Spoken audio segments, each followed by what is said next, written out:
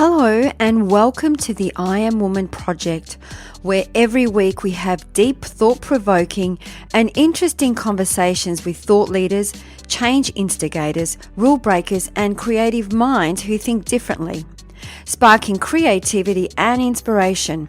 Our special guests on our show cover a variety of topics just for you, and they share their personal stories to inspire, motivate and empower you, our listener.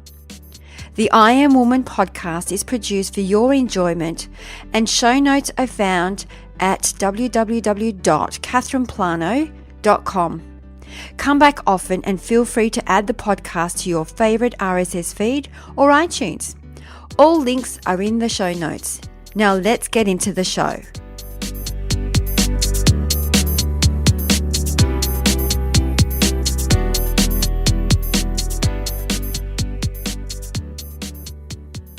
Today we have Erica King for you, the life changer. Erica is the founder of Running Divas and a passionate marathon runner. Erica's first entry into business started when she was 10 in hospitality with her family, catering and restaurant businesses. From there, she worked as a makeup artist in film and television, traveling the world and rubbing shoulders with both Australian and international personalities. After studying psychology, Erica transitioned into the corporate world, providing management training in her area of specialty, which is organisational change. That led her to the dental profession, where she provided management consultancy services to 575 privately owned dental practices for 17 years. Eventually, Erica owned and managed a group of dental practices alongside her partner for another 12 years. Where she managed a total of 150 members across 6 locations.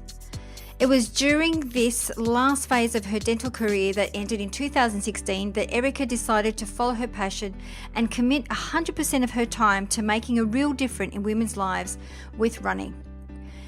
Erica was on the search for a new challenge as she felt she was stuck in life. Erica being Erica ventured to New York to do her first marathon. Since New York in 2002, Erica has run 21 marathons, including all 6 world major marathons, plus many half marathons and shorter races with her running group. At the age of 50, Erica celebrated her birthday in 2014 by running 12 marathons in 12 months. It was at the San Francisco Marathon Expo in 2007 that Erica came across an American clothing company called, yes, you guessed it, Running Divas. Fast forward 9 years, an incredible 124,000 women have found one another, become friends with one another, support one another, all through running. So get ready to get inspired, sit back, tune in and enjoy the show.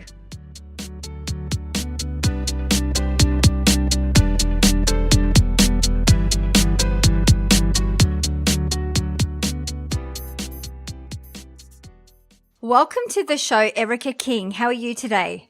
Catherine, I am terrific. Thank you so much for this opportunity. I really appreciate it. I was just, for the listeners that are listening to this, we just actually realised we've actually met before and sat in the same room before, which was quite interesting. That is just so fabulous. I love 6 degrees. As I get older, I thought that happens more and more, and I love that, Catherine. It's wonderful. I almost think it's almost 3 degrees these days. It's like everyone, there's a connection, you know, there's somebody that you know and then they know somebody else, and it's just so intertwined. Oh, no, I love it. I love it. So, yes, I love that we've actually sat next to each other and now recognise that, oh, yeah, you're that person. Yeah. Yes, I know. We're having great conversations.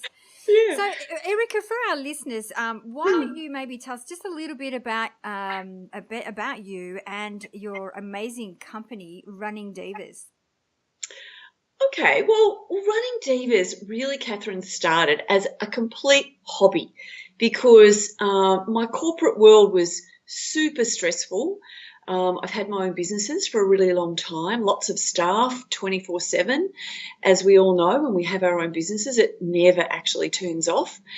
And running for me just was something I literally had never done before I turned 38.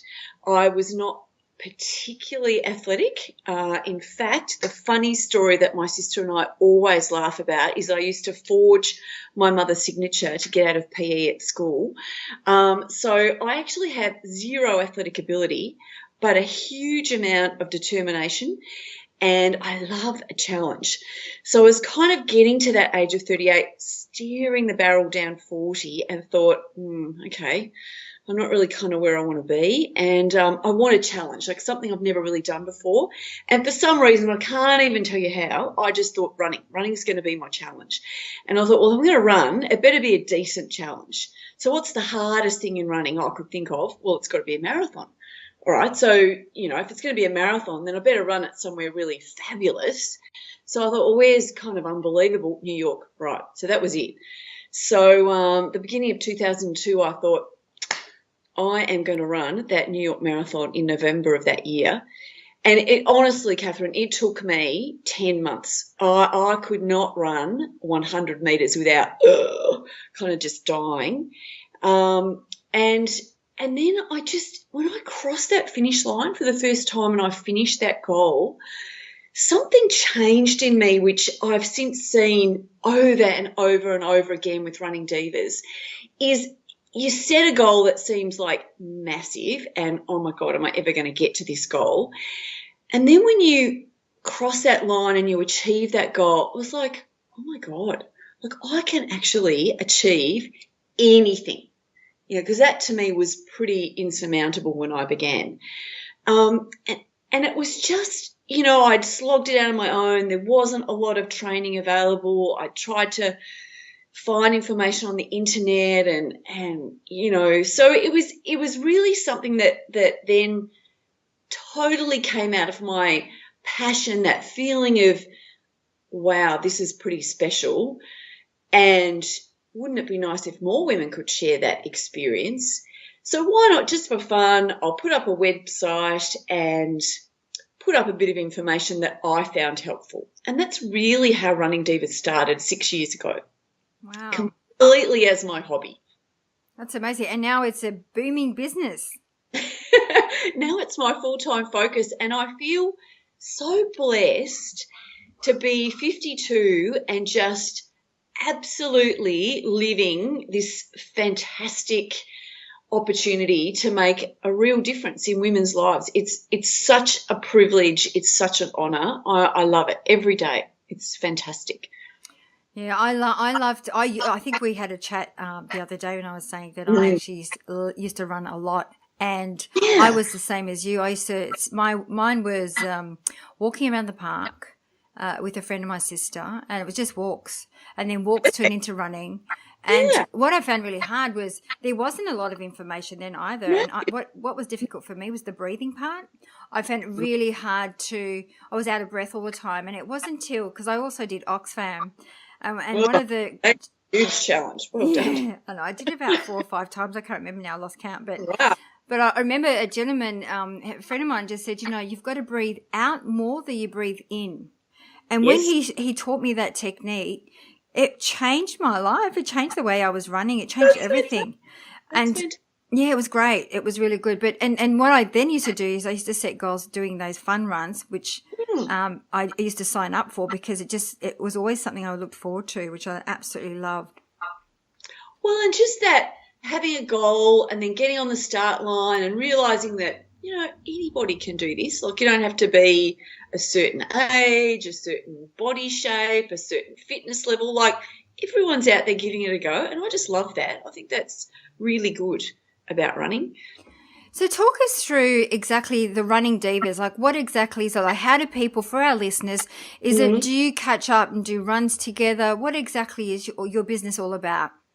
Okay, so Catherine, it's a global business, so we're fully online, and the only time I kind of meet up with people is at events, which is brilliant. So what people do is they actually sign on to be a member, and for a whole year they can get access to all their training programs, their nutrition, women's health, positive mind, rehab, injury management, all that sort of thing. And it's just like all there in one spot, written by professional health professionals who are all women, for women. at any age, any level of running experience. And we also have this really incredible online supportive community, and I'm so proud of them. Like they're just incredible. Like the way they support each other and the positive, and it's fantastic because women are not always that good together. And I just don't have anything other than fantastic. Whether someone's running 100 meters or a marathon or an ultra, everyone's out there saying well done, and I love that. Well, it's good to have that support network, isn't it, to keep you going? Oh, I think it's essential because, a lot of women particularly are isolated, and that's why the online works really, really well, because if you haven't got family or friends that run, or you can't kind of get into a run group, Running Divas is there for you 24/7, and people ask any and every kind of question, and between us we can answer it. And I just think that's fantastic. It's always accessible for them. That's fantastic. And that would have taken a bit of time, a bit of work, Erica, for you to find all these people in different, experts within their field, whether it's running or whatever that may be. And how did you go about doing that? Just for those entrepreneurs listening to this going, I wonder how Erica did it. How did she bring these people together on this platform and create this community? Well, I was very clear about what knowledge and expertise I was looking for. So it was just literally a matter of saying, okay, well, that's who I want to be writing the nutrition section, or this is who I want to be writing about women's health.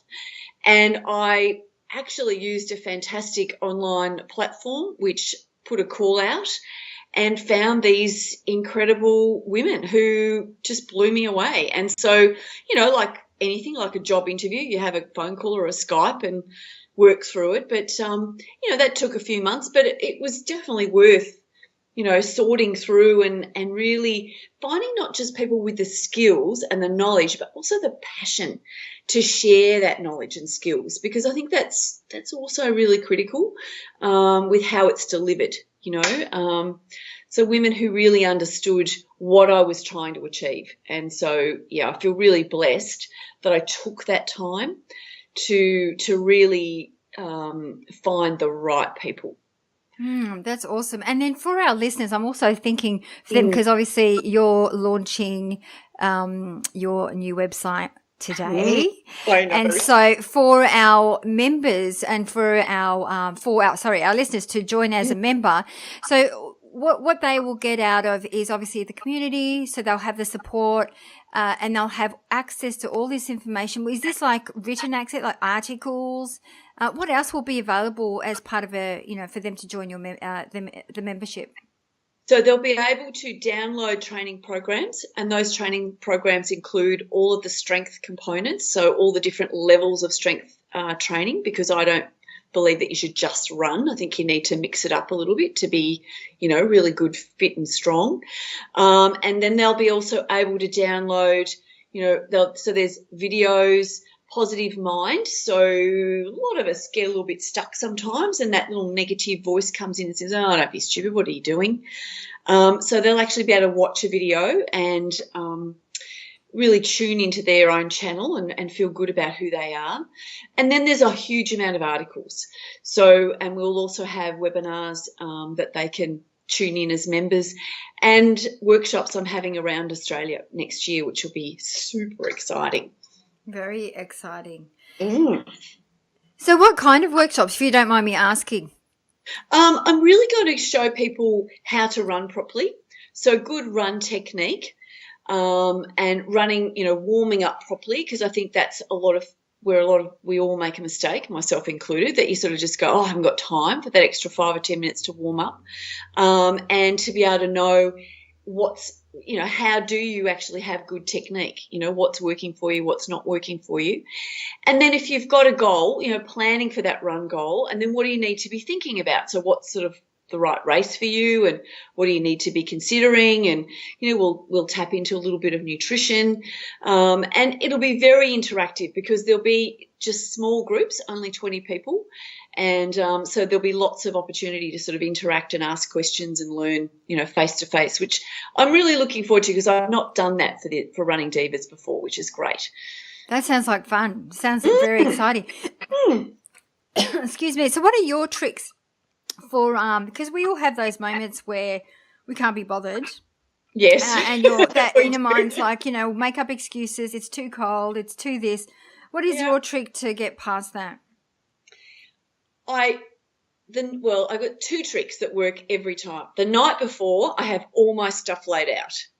So, literally, if you think too long, because I train first thing in the morning, that works for me. If I thought too long in the morning, I probably would talk myself out of it, whereas the gear's all laid out. And then as soon as that alarm goes, I remember what my goal is, what I'm working for, and how good I'm going to feel afterwards. So then I go, yeah, okay, come on, let's just go. And as I say, you just don't spend too long dwelling on it. Unless it's hailing, Catherine. I'm not kind of too good in the hail. Oh, same. So, do you run every day? No, because I think that you need to break it up. I train Yes. 6 days a week. I do a lot of strength training. I do Pilates. I run 3 to 4 times a week, depending on what my goal is. So, talking about goals, I read somewhere that I think it was in 2014, at the age of 50, you ran one marathon per month, which meant you ran 12 marathons in 1 year. Is that correct? That is correct. Yes. That's outrageous. That's amazing. It was. Well, when you sort of, I don't know, for me as a woman, the kind of milestone birthdays, 40, 50 have kind of been fairly significant in my life. And so I really thought at 50, all right, I've got two choices. I'm either going to hide under a doona cover for a year and feel shit, or I'm going to do something really good and really kind of show women that someone like me can actually get out there and do this massive goal. And I mean, it was hard. There's no question about that. It was not an easy thing, but oh my God, what a year. It was incredible. It was so good. Wow. So, what motivated you to do that? Like, what drives you? I think just that, I think for me, a goal has to be really exciting, but also terrifying. So that kind of element, that almost like that question, can I do it? Like, can I actually get there? Right, okay. So pushing myself to new boundaries is seriously motivating for me personally. Because then it does. I'm just thinking from a physical point of view. Once your body's had enough, it's then all in the mind.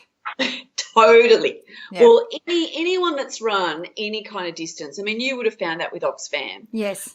Because that is a long way, and you're going through the night without any sleep. Truly, once you've done that training, you get on that start line, and it is 80% your mind. Because, very easily at, intervals in that event, and you've done it multiple times, which is even more impressive, Catherine, you could have gone, oh, look, no, I'm done. It would be so easy to talk yourself out of it. Yeah. But don't get me wrong, Erica, every year after I did one and lost toenails, I said, never again. I'll never do it, because it takes almost a year for your nails to grow back, and then I couldn't wear my summer shoes for quite some time. And then the year after that, a group said, we're missing, always there was a reason. Oh, we're missing one more person. Come on, you've done it before. And I went, okay. And this just kept going and going. And the last time I did it, I went, that's it. That's really it. I really am done. But I think it was also after the last one I did, I actually got told that I needed to get my knee fixed up. Oh. And so I thought, there's no way I'm going to get operated on now and let the team down. So no. I just pursued, and it was all about, it's all it's all in the mind. It's your state of mind. It's about pushing through it and ignoring your body pretty much. And that takes a lot of energy too to do that. It really does. You're right. Because, I mean, in that year where I did the 12 in 12, I mean, just before the third marathon, I injured myself. And it was not a good injury. And I thought, oh, my God. So, and my third marathon that year was Boston. I was like, oh, my God, I have to run this marathon. I can't not do it. And I got on the start line. I've never got on a start line thinking, oh, I'm not going to finish. I always know I'm going to finish. But it was probably the hardest marathon I've done because I was in so much pain, that physical pain, that to actually block that out took every little bit of strength. And that was the year actually after the bombings in Boston. So it was insane. You know, the crowd, the security, it was, wow, it was just overwhelming. But you're right. I mean, what drove me was just going, I want to cross. I know how good I'll feel when I cross that finish line. I want that medal around my neck, and that's all I kept thinking about until I finished. Well, I mean, for me, I never did a full marathon. I only did a half marathon. Oh, that's significant. I remember people like zooming past me, and I was thinking, wow. And I was like, Catherine, just ignore it. Just keep focused to yourself. Slow wins the race. And eventually I was passing some of these people, but I was just taking my time. And pacing myself. Well, that is absolutely the best strategy when you're doing any kind of event, particularly if you've never done it before. And it doesn't matter whether it's a 5K, 10K, half marathon, whatever. You have to have a pacing, and there'll always be someone faster and there'll always be someone slower. And, for me, you've always just got to run your race. It doesn't matter. Honestly, does not matter. One of the things I really, really fight hard is because the question every time when I finish a race is someone says, well, what's your time? And I'm like, well, what does it mean to you? Like you've never run a marathon before. Like, so if I said to you 10 hours, would you think that was shit? Or would you think, 3 hours? Oh, yeah, she's pretty good. It's irrelevant. It's absolutely about the achievement. That's all it's about. And, yeah, you just got to run your own race. I mean, next year I'm just committed to 9 marathons. So, yeah, I certainly won't be racing them. That's for sure. Oh, wow. That's amazing. 9. And well, yes, 9 where? Well, I decided that my challenge next year, Catherine, was going to be to run 1 marathon in every state of Australia, because I thought, that'll be an awesome way to get around the country, see lots of running divas, just connect with people. It'd be really fabulous, and do events that I've never done, like I've never run in Alice Springs before. Like, that'll be amazing. And then the 9th marathon, I had to laugh yesterday, was added yesterday, and I was like, oh, well, what's one more? Okay. This one's pretty special, though. There's an amazing woman called Catherine Switzer, who you may or may not have heard of. She's an American woman who was the first unofficial woman to ever run the Boston Marathon in 1967. And so next year's the 50th anniversary. So there's a very small group of women who are going to be able to run with her for this race. And I was invited, and I was like, well, I can't say no to this incredible opportunity. And Catherine's a great friend. And I was like, yep, let's do it. This'll work. What's one more? Well, great support. That's fantastic. Yeah, that'd be good. It'd be really good. It'd be my 3rd Boston, it's a very hard course, actually. Yeah. It's very hilly. Yeah. Wow. So what's the best part of your work? Connecting with women and sharing their joy at discovering that they can achieve something they just never imagined they could achieve. Like, that to me never stops being exciting. I love it. I absolutely love it. I'm so blessed, Catherine, to be doing what I'm doing. No, you can see that you're so passionate. It's oozing out of you and oozing through the internet and through this microphone. That's good, because I truly, I worked really hard in my own businesses to get to this point now where I can actually do something that I love with a passion, with every fibre of my being. And that, I haven't been able to always say that in business. And so it's a pretty special thing when you actually can do what you absolutely love. So with the benefits of hindsight, what would you have done differently in your life or career? I would have made this transition earlier in my life. I really probably wouldn't have waited till I was 52. That you can never go back, and I never want to have a regret. But yes, asking that question, I think, that would be my advice to women. Like, if you've really got something that you just feel so passionate about, just don't wait. Just make it happen. I mean, what's the worst that can happen. It fails and you go and get a job. I mean, really? Like, it's not a disaster. Is it something you've always thought about that? Or is it just something that came up one day? I'm going to create myself a challenge and that challenge will be running. Or is it something that you enjoyed when you were younger? No, I was not athletic at all. No? No. I used to go and do gym classes. That was about it. And I did a bit of swimming. But no, I was seriously not athletic and not sporty as a kid. No, not at all. I was that sort of, my nickname, Catherine, was Miss Piggy. So I used to eat a lot and shuffle. That was that's pretty much who I was. And, like I've always liked fitness and health. And, as I say, I went to the gym and did all that sort of thing. But no, I have zero athletic ability, naturally. I just have a shitload of determination. That's where I feel. You do. You've always had that. So, on that too, talking about your younger self, what advice would you give your younger self? I think not to be so hard on myself and to feel okay with who I am. I feel, that I put a lot of pressure on myself growing up to be, a certain body shape and a certain weight and a certain size to fit into a certain size jeans and all that sort of stuff. And I was really hard on myself. So I would definitely say to my younger self, for God's sake, what are you doing? You're perfect just the way you are. This still shows up today, this kind of behavior. You see this in teenagers, you see this in women, even including myself. As soon as I start feeling my clothes a little bit tight, all of a sudden it's like, oh gosh, better do something about it.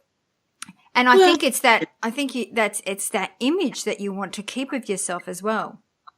Totally. I mean, we just sort of have a vision for ourselves, I guess, and whether it's realistic or not, only we can answer that question. But I mean, certainly, I didn't grow up with the internet, and I certainly didn't grow up with Facebook and Instagram and all of that. So, even then, I still felt that pressure. So, God, I actually would really not like to be 20 again right now. I think it would be seriously harder than when I was growing up. And because your business is online, everything is online, how are you finding that with social media as well? You're obviously creating a lot of connections and a lot of vibes because everything's online. All your content's online. Well, I mean, for me, it's a massive learning curve. So, I actually I learned very early in business that you've got to surround yourself with people who have skills that you don't. And so, I am incredibly blessed. I, have employed with, Running Divas, young women who are much, much younger than me, who are seriously savvy with also social media stuff. And, I just listen to them and understand from their perspective, what this medium is about. Because otherwise, I really would struggle because it just wasn't something that, when I went to university, I was handwriting assignments. So it does make me sound old, but that's what it was. Yes. So, it's a whole different world. And so I think, always in business, I have surrounded myself with people who have those skills that I don't. And that's been absolutely always worked out.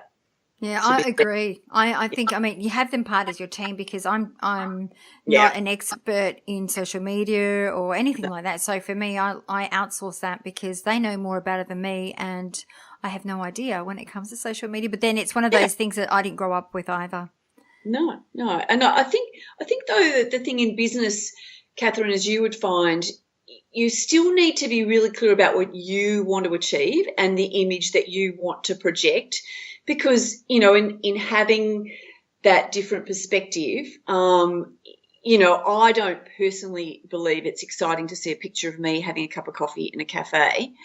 But lots of people have said to me, oh, that's what you need to do. I'm like, no, that just doesn't feel right to me. But, so I think you've still, in any part of your business, you still want to be the one driving that vision that you had to start with.